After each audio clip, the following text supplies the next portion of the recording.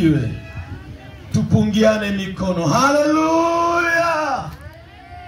Kwa leo mmeamua mwende mbali Sema amen.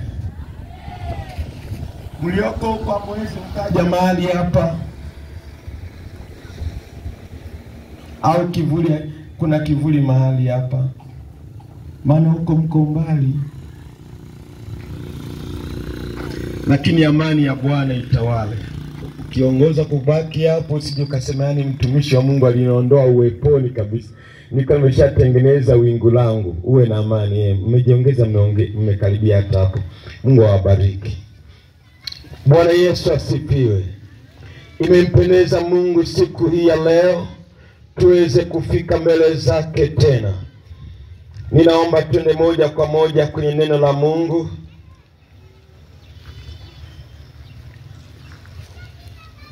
Mungu awabariki sana watu wa Mungu kwa kuja mahali hapa. Mungu akubariki baba mchungaji kwa uwepo wako mahali hapa.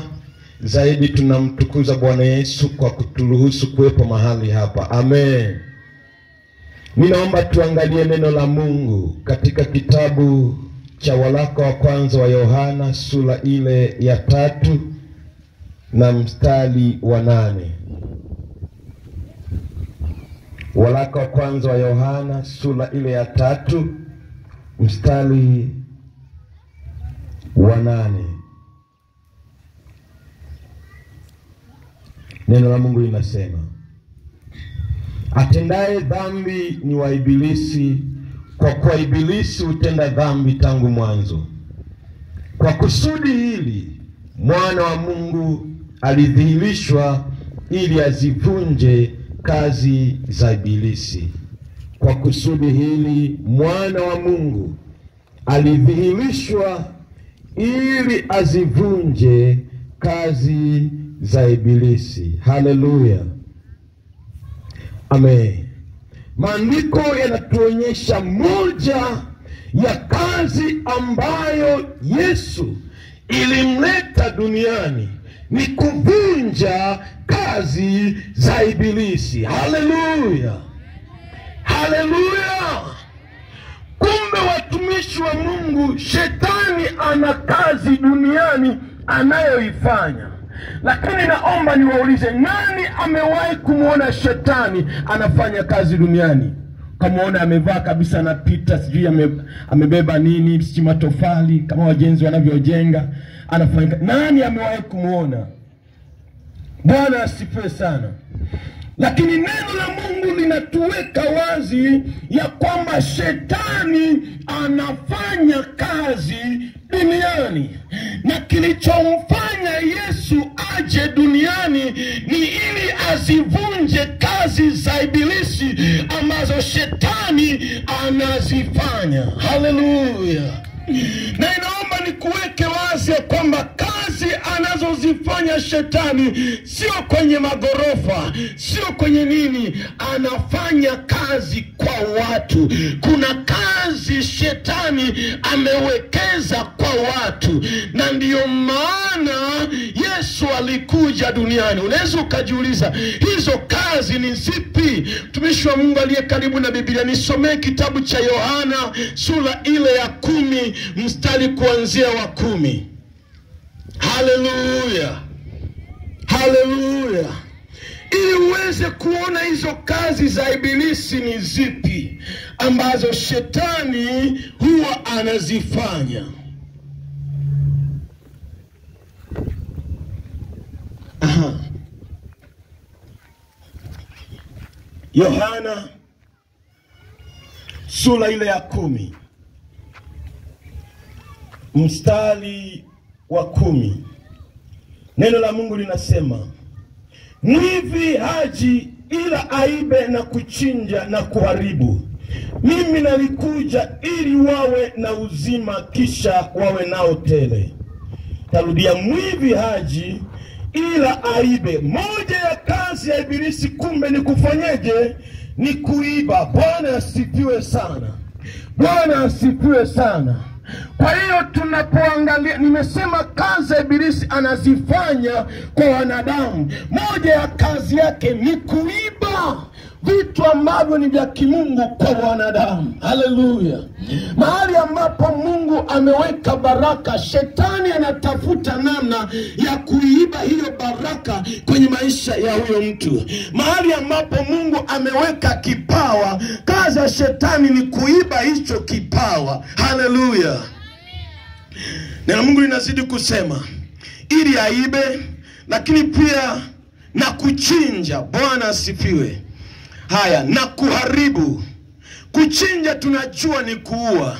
Maana yake shetani anakuja pia kuua vitu vya kimungu kwenye maisha ya watu.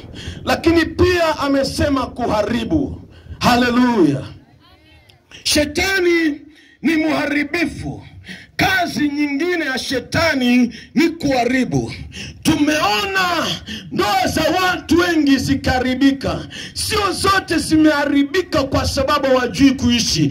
Kuna wakati mwingine ni mkono wa shetani ulikuwa unafanya kazi mahali hapo ili kuharibu. Kuna watu wamefukuzwa kazi, kumbe kuna mtu alienda kwa waganga akafanya anavyojua ili fulani afukuzwe kazi. Hiyo ni moja ya kazi ya ibilisi. Kuna watu wameacha elimu zao, sio kwa akili zao, bali ni kwa sababu kazi ya ibilisi. Kwa sio kila kitu kinachotokea kwenye maisha yako ni Mungu amepanga, bali ni shetani amepanga. Tuko pamoja. Tuko pamoja. Manake mimi kama baba na mama wasingesimama katika zamu yao kuomba, manake amkini nisingeendelea na masomo. Maana nilipomaliza moko form 4 na matokeo yalipotoka moko nilikuwa na division 1. Lakini nilipomaliza tu moko hivi nikaugua ukichaa. Haleluya. Lakini nilipona katika maombi. Ingawa hiyo pia ina mambo mengi, na Mungu pia kuna namna ambayo sikuisikia sauti ya Mungu. Lakini kama moja ya kazi ya shetani ni kuharibu, maana alijua kuna mahali nitafika hata kwenye utumishi kupitia hiyo elimu. Kwa hiyo alichofanya shetani ni kuamua kuja kuharibu. Lakini mpendwa, naomba niseme hivi, tunazo habari njema ambazo tumeona katika neno la Bwana. Kitabu kile cha waraka wa kwanza wa Yohana sura 3 mstari wa 8, ya kwamba Yesu Kristo alikuja duniani, alidhihirishwa ili asivunje kazi za ibilisi. Haleluya. Haleluya. Haleluya. Unaweza ukaonalia, jamani, hiki kilikuwa cha kwangu lakini kimeharibika. Ninakwambia maandiko yanamwambia yule mwanamke laheri. Maandiko yanasema katika Yeremia kwamba Bwana asema, zuia sauti yako usilie na macho yako yasitoke machozi. Kadhalika Bwana Yesu yuko mahali hapa. Wewe uliye tayari kumtika Yesu mizigo yako, wewe uliye tayari kumtazama Yesu aliangikwa msalabani, anasema nyamaza usilie, maana yeye ndiyo kazi yake alikuja ili asivunje kazi za ibilisi. Haleluya. Haleluya. Alafu nampenda Mungu aliyeniita nikiwa mtumishi, alafu akanifanya niwe mfupi. Sema amen. Bwana asifiwe sana. Maana ningekuwa mkubwa, watu wangekuwa wananisikiza amkini kwa sababu ya urefu wangu na mwili wangu, ila kanifanya kadogo kadogo. Sema amen. Ilikuwa mwaka jana. Bwana asifiwe. Ilikuwa mwaka jana, dada mmoja akanipigia simu. Haleluya. Na alikataa kuniambia kwa sababu anajua anaweza kusikia ushuhuda, na uzuri ushuhuda zangu wasitaji mtu. Haleluya. Lakini Bwana akafanya njia mpaka nikajua. Sema amen. Sema amen. Mungu akifanya anataka watu wajue amefanya ili atukuzwe katikati ya watu.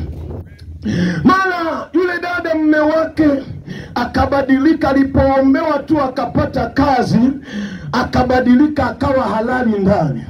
Analala kwa mwanamke mwingine hawala wake, alafu cha ajabu kwa kiburi na dharau hicho, akiwa huko anampigia simu mke wake, anaanza kumsema na kumtukana, anampa simu mpaka na hawala naye anaongezea kutukana. Bwana asifiwe sana. Huyo dada akanipigia simu akaniambia, mtumishi, napitia wakati mgumu kwenye ndoa, naomba niende nyumbani, nimechoka kuvumilia. Kamwambia, hapana, mwamini Bwana anafanya, mwamini Mungu atafanya. Kamtia moyo, nikamtia moyo, tukaanza kwa tunaomba naye. Haleluya. Tumeomba, kumbe mme akasikia. Sema mme akasikia. Akamwambia, kwa hiyo umenisema kwa mtumishi Musa atanifanya nini? Haleluya. Nilipoambiwa atanifanya nini, nikasema yes, mimi siwezi kukufanya chochote, ila Mungu ninayemtumikia atakufanya chochote. Haleluya. Na ninawaambia watu, mbona unidharau mimi lakini sio Mungu ninayemtumikia? Nikasema sitakufanya chochote. Na kweli kamwili kangu haka kadogo siwezi nikakushika nikakupiga, ila Mungu. Haleluya. Unajua nini kilitokea? Baada ya wiki mbili nikashangaa jicho hivi. Sema jicho hivi. Akasingizia amepigwa na vibaka. Kumbe Mungu amemnyoosha huko. Bwana asifiwe. Akawa mpole, akaendelea na kusali. Yupo Bwana wa mabwana. Labda uchamwambia Mungu aliyeziumba mbingu na nchi, yeye anajibu na anafanya kwa viwango. Haleluya. Mungu hakutaka atoe jicho lake, ila alimwachia alama. Ikavimba we. Bwana asifiwe sana. Unadhani sasa hivi anaenda huko? Ametulia na anamtumikia Mungu. Kuna watu tunajichetua tu akili, tunajua Mungu yupo. Haleluya. Kwa hiyo ukiona mahali kuna uharibifu wa ibilisi, nenda mbele za Bwana, mwambie Bwana, mimi siwezi kuiondoa hii kazi ya ibilisi, lakini neno lako linasema kazi iliyokuleta duniani ni kuzivunja kazi za ibilisi. Ninamwona ibilisi ameingia kwa watoto wangu, nimemwona ibilisi ameingia kwenye ndoa yangu, nimemwona ibilisi ameingia kwenye kazi yangu, nimemwona ibilisi ameingia kwenye afya yangu. Yesu, hii hapa kazi ya kuvunja, hii hapa kazi ya kufanya, alafu muone Mungu kama atafanya. Haleluya. Waliponiambia mtu msameenda da ataweza maisha ya da, Bwana asifiwe sana, nikaona nikipiga simu naomba shilingi 100 watasema tulikuambia usiende da. Kwa nikaanza kulia na Mungu wangu. Bwana asifiwe sana. Mungu akageuza karata. Sema akageuza karata. Badala ya mimi kuwaomba hela wanisaidie, mimi ndo wakawa naniomba hela niwasaidie. Sema amina. Huyo ndiye Mungu anayeweza. Halo. Haijalishi umeanzaje, maadamu umeanza na Mungu anafanya. Mimi nilianza maisha ya ndoa kwenye kulala kwenye sebule ya mtu. Tumepewa kila kitu. Bwana asifiwe sana. Bwana uende na godoro lako, nasema mimi nina godoro, mnipe sebule. Hata godoro hatuna. Bwana asifiwe sana. Kasema anafugwa kwa mtu, sawa. Na uzuri nienda kufugwa kwa mtu ambaye Mungu alinitumia kumponya athima. Bwana asifiwe sana. Nikasema na mimi si nilitia maombi yangu, ngoja tu ninyamaze, ila wakati wa Bwana utajibu. Bwana asifiwe sana. Kilichotokea, Mungu akanionyesha. Nimeenda mahali napewa chumba na kina godoro na kila kitu. Baada ya mwezi mmoja tulipoenda kupanga, tukakuta kuna godoro na kila kitu. Bwana asifiwe sana. Huyo ndiye Mungu. Haijalishi umeanzaje, wewe tembea na Mungu. Mungu anafanya. Mpendwa mtu wa Mungu, Kuna wakati shetani ameingia kwenye maisha yetu na amepata uhuru kwa sababu anajua kazi anazozifanya hujamkaribisha Yesu kwenye maisha yako ili aweze kujivunja. Kwa hiyo ana uhuru wote. Lakini leo nakwambia yuko Yesu aliyekufa msalabani kwa ajili yangu na wewe ili azivunje kazi hizo za ibilisi. Simama kwa miguu yako. Naomba usimame mtu wa Mungu. Leo nimetamani tuanze na maombi kwanza. Alafu kama tutaishia hapo hapo au kama tutapata neno la kusindikiza, sogea mahali hapa. Natamani tupate muda wa kuomba. Sogea tu, njoni wote. Natamani tupate dakika 10 za kuomba au 5.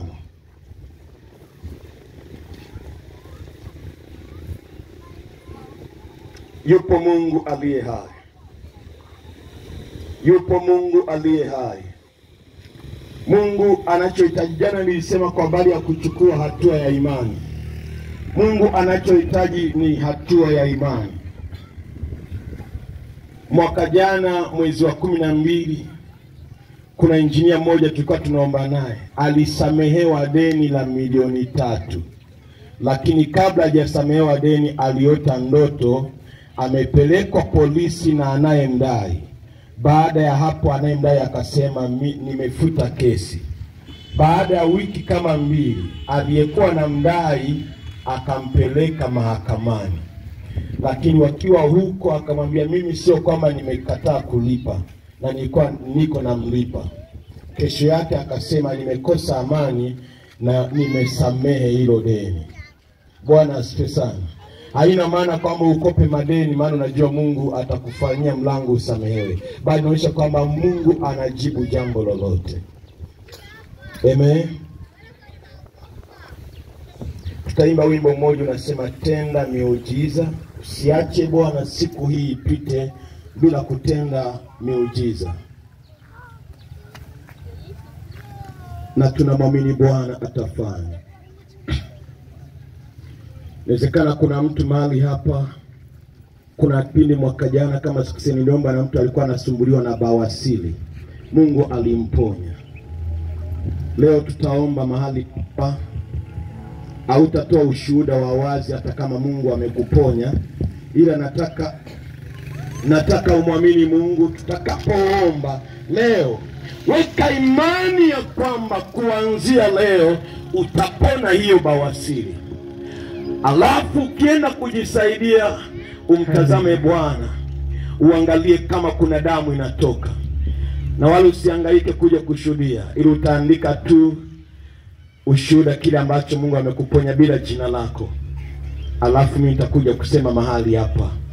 Ili usiweke ushuhuda wangu kama Mungu hajakuponya haina shida. Yamkini umehangaika na tumbo muda mrefu, tutaenda kuomba. Chochote ambacho unaumwa tutaenda kuomba. Baada hapo tutaingia kwenye maombi mengine. Karibu wimbo huu.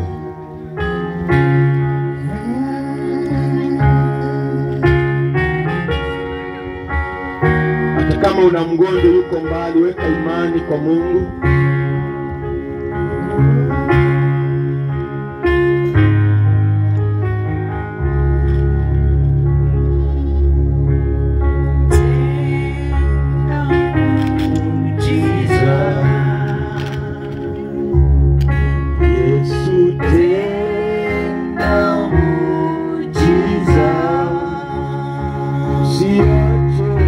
Usiache Bwana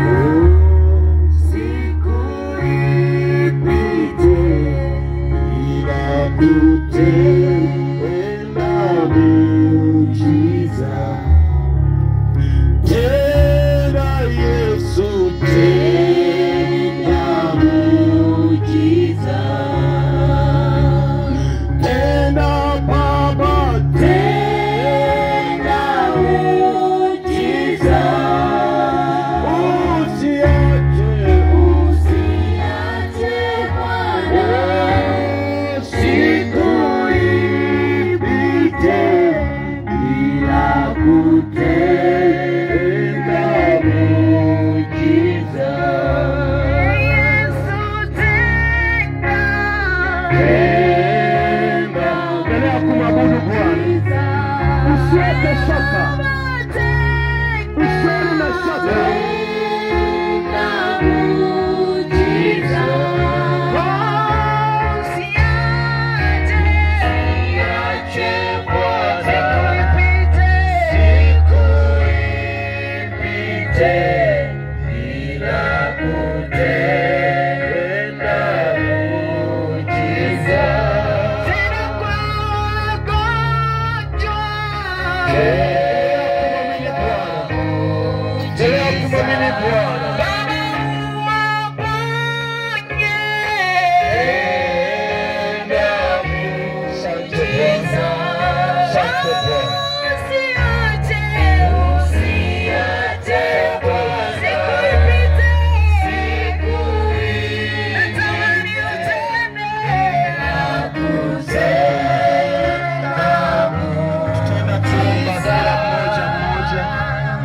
Bwana Yesu na kukaribisha. Wewe umesema ulikuja ili uzivunje kazi za ibilisi. Hebu mwambie Bwana ni kitu gani ambacho shetani amefanya kwa maisha yako. Yesu yuko tayari kufanya. Ninaomba waombaji wawili au watatu au wawili au mmoja mnisaidie kwenye maiki kuomba. Yeyote wa hapa popote pamoja na baba mchungaji, muombaji mmoja na baba mchungaji. Na huku wewe ukiomba, kila mmoja aombe, kila mmoja aombe. Omba kwa imani, omba kwa imani. Kama Yesu asingekuwa anafanya, watu wangekuwa wameacha kuabudu, watu wangekuwa wameacha kusali. Niwaambia ile siku, lakini kama ni miaka 2000 imepita na bado watu wanaliita jina la Yesu, amini ya kwamba linawapa matokeo, ndio maana wanaita. Katika jina la Yesu Kristo aliye hai. Baba, katika jina la Yesu Kristo aliye hai, tunalitia jina takatifu. Tunaita uweza wa mbingu na mamlaka yako. Tunaita kila mmoja na mamlaka yako ambaye unajua maisha yetu, kwa ajili ya watoto unajua ziki zetu. Neema yako Yesu Kristo inasimama kwa kila nafsi na unajua mahitaji ya kila mmoja. Wewe Bwana ulikuja ili kuzivunja kazi za ibilisi kwa mamlaka ya jina lako Yesu Kristo. Tunavunja kazi zote za shetani, tunavunja kazi za magonjwa, tunavunja kazi za mateso, tunaharibu kila nguvu zote za mateso zinazosimama katika maisha ya watakatifu wako. Tunaharibu kwa damu ya Yesu, tunavunja kwa jina la Yesu, tunavunja kwa damu ya Yesu, tunaharibu kila kazi zote zinazosimama katika maisha yetu. Tunavunja kwa damu ya Yesu, tunavunja kwa damu ya Yesu, tunavunja kwa mamlaka ya Yesu, tunaharibu kazi zote, tunaharibu kazi zote, tunaharibu kazi zote kwa jina la Yesu Kristo, kwa mamlaka ya Yesu Kristo, kwa mamlaka ya Yesu Kristo. Kila roho zilizoachiliwa kwa ajili ya mateso katika jina la Yesu tunazifunga kwa jina la Yesu, kwa jina la Yesu, kwa jina la Yesu, kwa jina la Yesu, kwa jina la Yesu, kwa jina la Yesu. Tunavunja kazi za shetani katika ndoa kwa jina la Yesu.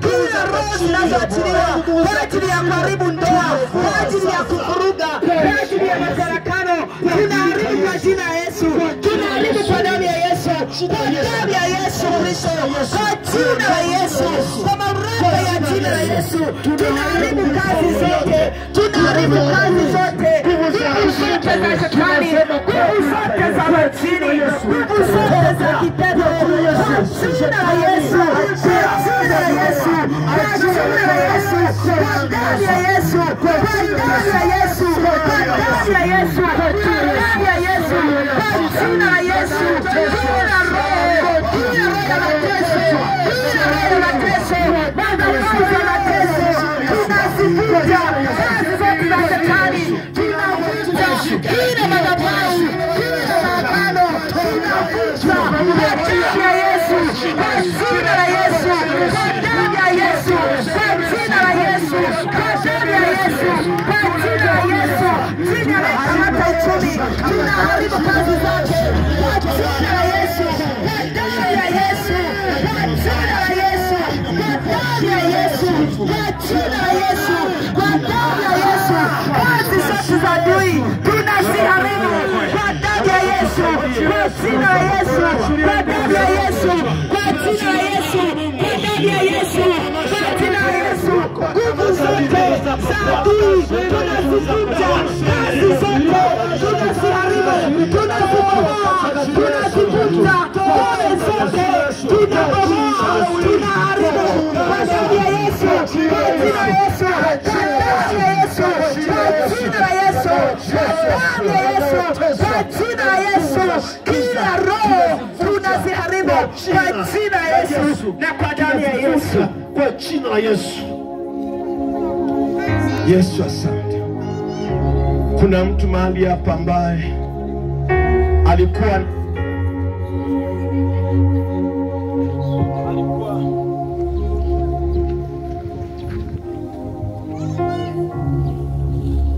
haleluya. Mtu ambaye alikuwa anasikia tu vizuri, alizaliwa anasikia, lakini sasa hivi ana changamoto ya masikio.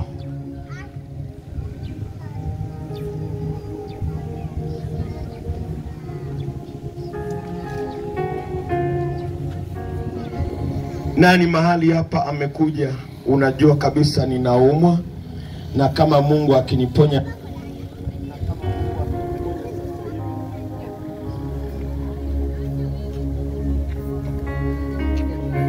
ya Yesu. Karibu mama.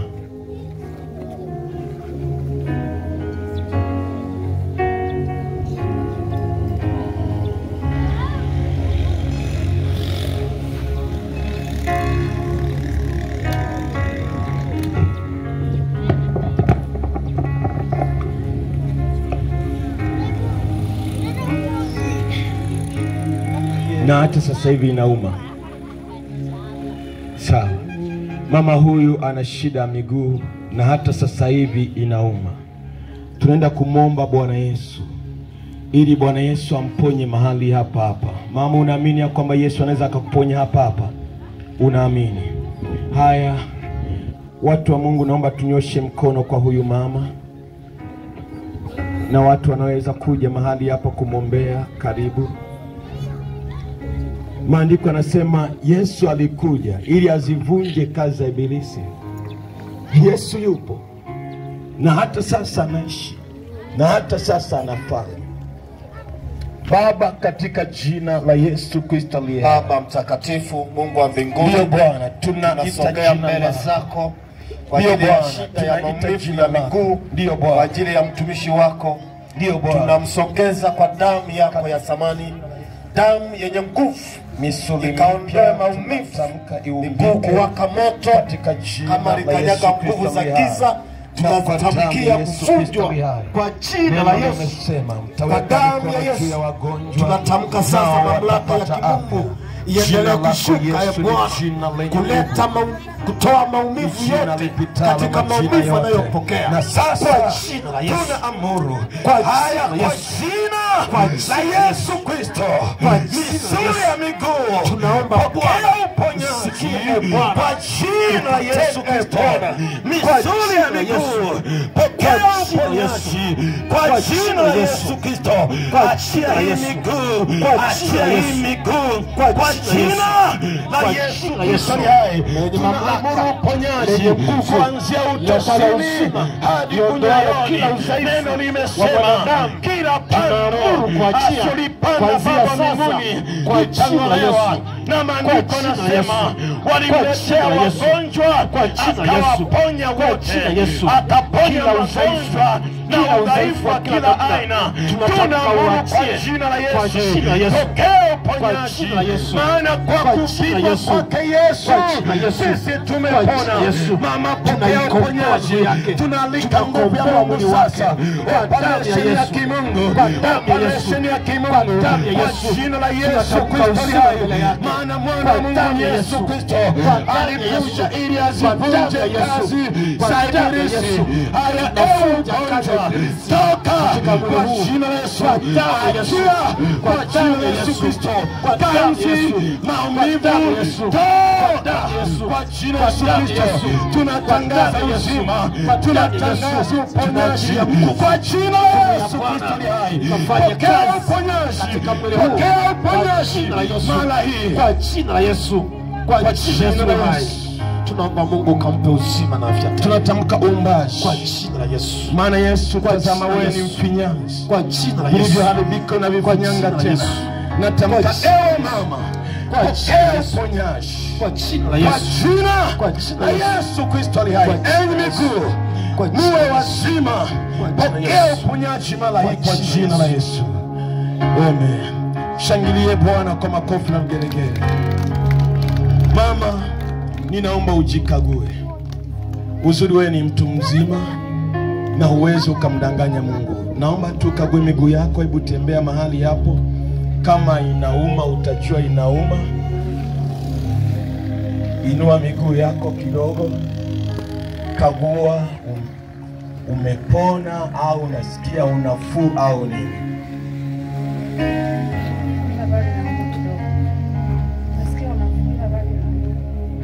Sawa. Nyosha mkono tena juu ya mama huyu. Yesu Kristo wa neema yote, ushukuriwe Mungu kwa sababu wewe unaishi. Ushukuriwe kwa sababu jina lako linaponya. Mama huyu amepita mbele zako Bwana Yesu, na wewe hujabadilika. Na sasa ewe ugonjwa, kwa jina la Yesu Kristo aliye hai na kwa damu ya Yesu Kristo aliye hai, achia ndani yake, achia ndani yake kwa jina la Yesu Kristo aliye hai na kwa damu ya Yesu Kristo aliye hai. Tunaamuru mguso wa kimungu katika miguu yake katika jina la Yesu Kristo aliye hai na kwa damu ya Yesu Kristo aliye hai. Haya, enyi maumivu, achia kwa jina la Yesu, toka ndani yake. Tunaruhusu ponyaji, tunaruhusu operation ya kimungu kwa jina la Yesu Kristo lipitalo majina yote. Tunatangaza uponyaji, tunatangaza uponyaji kwa jina la Yesu Kristo aliye hai na kwa damu ya Yesu Kristo aliye hai. Pokea uzima sasa kwa utukufu wa Mungu, kwa utukufu wa Bwana Yesu. Achia kwa jina la Yesu, maana kwa kupigwa kwake Yesu sisi tumepona, sisi tumepona. Pokea uponyaji kwa jina la Yesu Kristo. Maumivu toweka, kila maumivu toweka kwa mamlaka ya jina la Yesu. Mama, fanya hivi miguu yako katika jina la Yesu, katika jina la Yesu Kristo aliye hai. Pokea uzima na uponyaji, pokea uzima na uponyaji kwa jina la Yesu Kristo aliye hai, kwa damu ya Yesu Kristo aliye hai. Tunavunja kazi ya ibilisi, maana mwana Mungu alikuja ili tuwe na uzima kisha tuwe nao tele. Pokea kwa jina la Yesu Kristo aliye hai. Mama, bila kuongeza chumvi wala nini, sema unachojisikia. Unasikia nini kwenye miguu yako?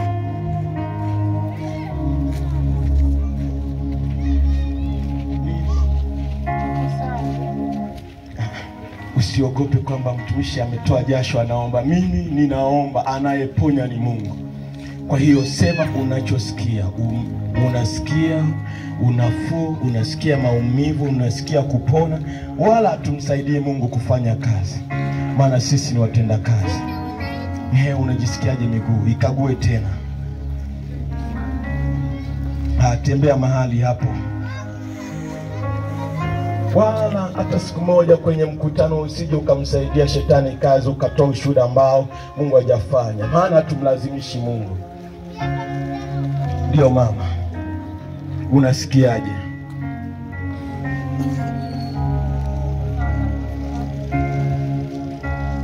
Kulia huko sawa kabisa, ila ndo kidogo basi.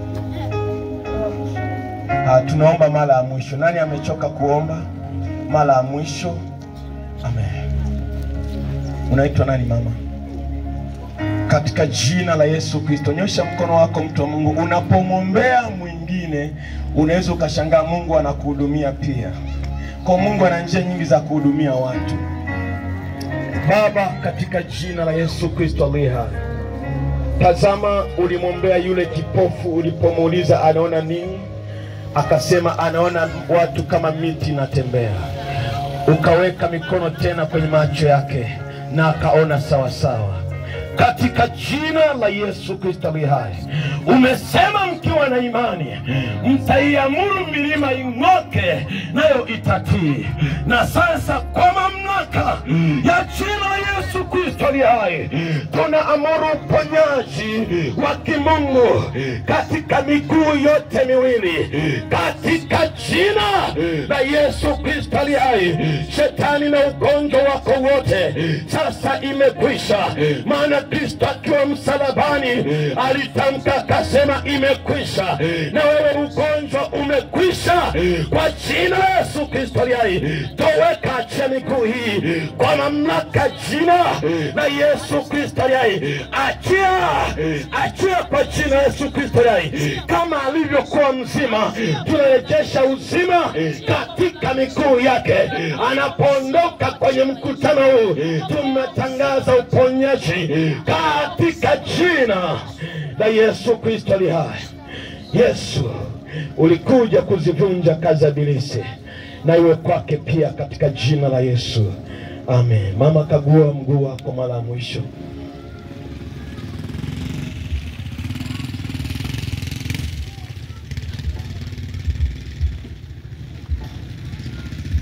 Mama, na kusisitiza kabisa useme kila ambacho unakisikia. Sawa? Amen. Uko sawa. Mbona unasema simple hivyo? Au ni mpole tu hivyo? Yaani mimi ningekuwa nimepona hapa, ningekuwa na Luka iko sawa. Okay. Sasa hivi hausikii maumivu? Sisikii maumivu. Hausikii maumivu yoyote? Haya, njoo hapa. Tunaanza kuruka, unizidi mimi. Amen. Haya.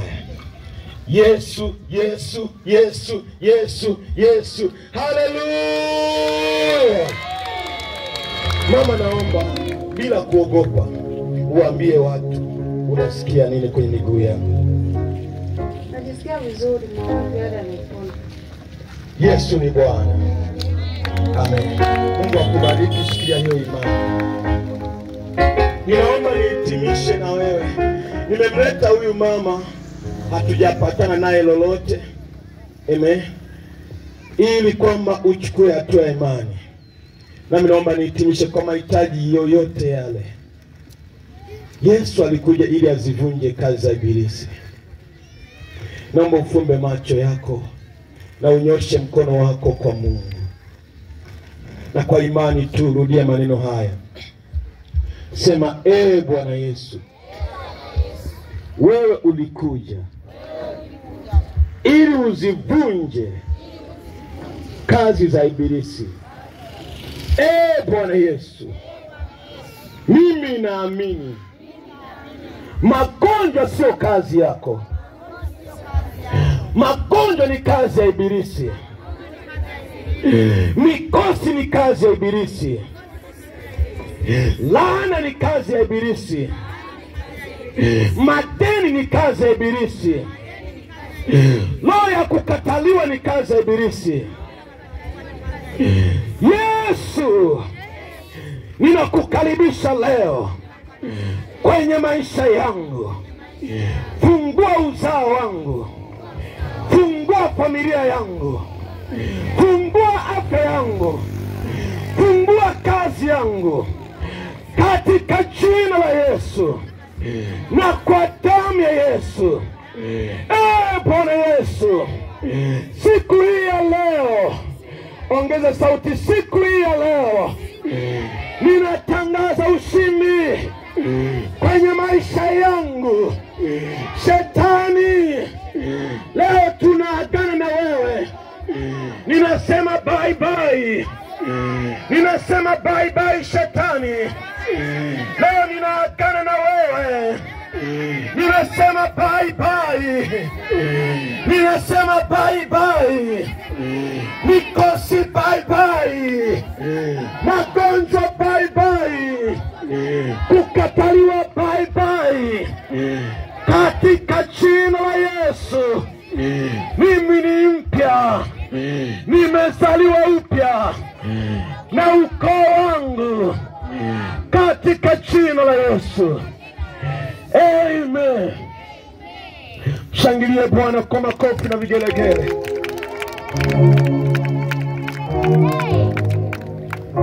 Yule dada tuliyemwombeana jana aliyekuwa anaangushwa leo amekuja. Haleluya. Dada njoo. Naweza kageuka huko. Bwana asifiwe. Bwana asifiwe. Unajifunza nini kupitia huduma ya jana? Amen. Mnakumbuka juzi alianguka na jana akaanguka. Tukasema hiyo iwe siku ya mwisho. Na leo tumeomba maombi yote wala hajaanguka. Kadhalika unapoweka imani ya kumwamuru shetani anatii. Amen. Yani kuna wakati chukua tu hatua ya imani kama wewe umezoea, toka na usirudi tena, na anakutii. Kwa hiyo tumeomba juu ya magonjwa na nini. Chukua hatua ya imani kwamba shetani, niliagana na wewe kwenye mkutano. Usisubiri mpaka labda uone labda wingu limefunguka ndio unasema umepona. Ile imani. Mungu akubariki, amekuponya, usimruhusu tena. Bwana Yesu, asante kwa kuwa wewe ni mwema. Jina lako linabaki kuitwa jina lipitalo majina yote. Baba mchungaji, naomba utuhitimishie maombi haya, baadaye nitamkaribisha kiongozi wa ibada.